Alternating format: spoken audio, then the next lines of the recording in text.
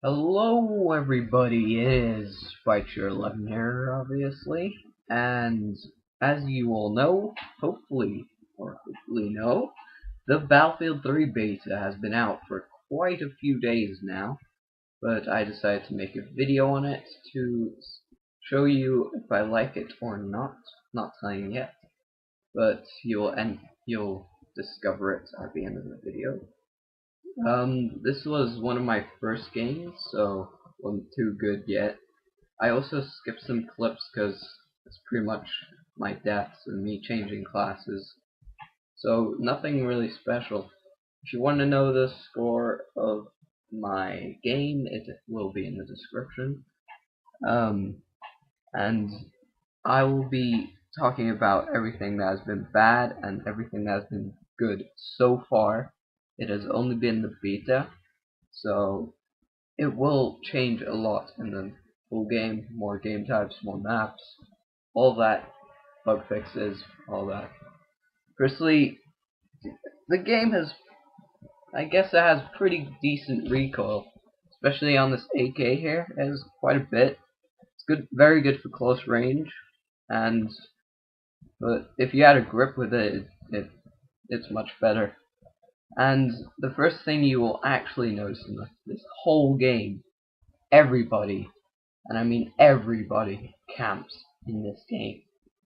Everybody. Every game you'll at least get one or sometimes even 5 people just camping in bushes, just sitting there waiting for their prey to come. My next thing is there are some overpowered classes and some underpowered classes. I think the M16A3 was a bit underpowered for me, and the AKs were a bit overpowered. Well, that's what I thought. You may have different opinions, but that's what I find. There are quite a few bugs in the beta version. It's probably not gonna be in the full version, and if they will fix it very fast, I think that. And there's some few bugs I've come across, such as the screen has like a blue fade, and there's glitch through and floor. There, somewhere in the video, I got glitched through the floor. Hopefully I didn't cut it out. And sometimes there's slow rendering, so suddenly a tree just appears right in front of you. So you just run into a tree. And some servers have been very laggy to me, so maybe it's their internet connections or whatever. And in my opinion, there is quite long spawning times, but that's just my opinion. Maybe you like long spawning times, get to see your enemies' faces, or maybe you don't, because, for example, Call of Duty, you can get right back into a game like a snap. You're back in. There has been one pointless attachment to me, which is the tactical light. It is just pointless. It gives your position away. Just at very close range, it blinds your enemy so that they can still spray through the light and kill you as well. So that attachment is just, what's the point? It's useless. And next is there are quite a few camping spots there. Like, there's everywhere, every stage you go to, there is at least one camping spot, and always one person at least is camping there. And as you may have seen, I have done one of these in this video, and I'm very proud of it. There is quickscoping in the game, even though it will be very hard, since the sniper rifles are terrible. They are always a 2-hit kill. I like going with sniper rifles, not bolt action, and just go with it without scope. It's really good close range. I recommend it to people who have a good trigger finger. So what I find about the graphics in the game itself, it's pretty smooth turns, so it's not like stiff or anything like that.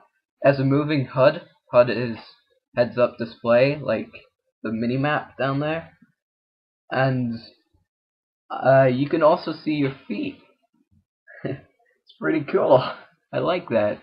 I've never seen, or I have seen some, but many games you don't see your feet.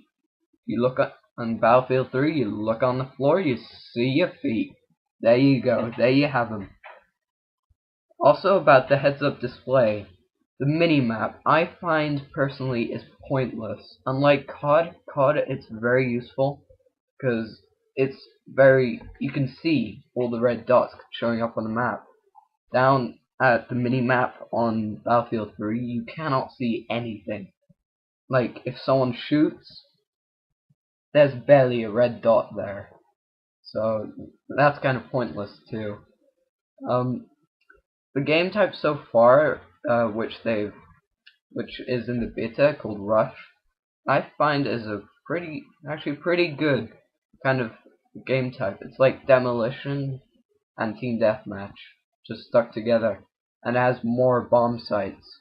But what I find about it, that the bombs, there's no timer, or at least I haven't seen any timers, so you can't really see how much time left until the bomb explodes.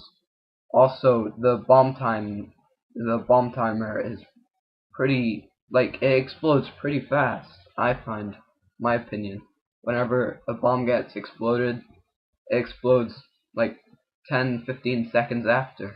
It's pretty damn fast, unlike in COD it's about 40 seconds. Sorry if I'm giving a lot of examples of COD, because I'm a COD player, and that's how I roll. So the graphics were good, that's what I find.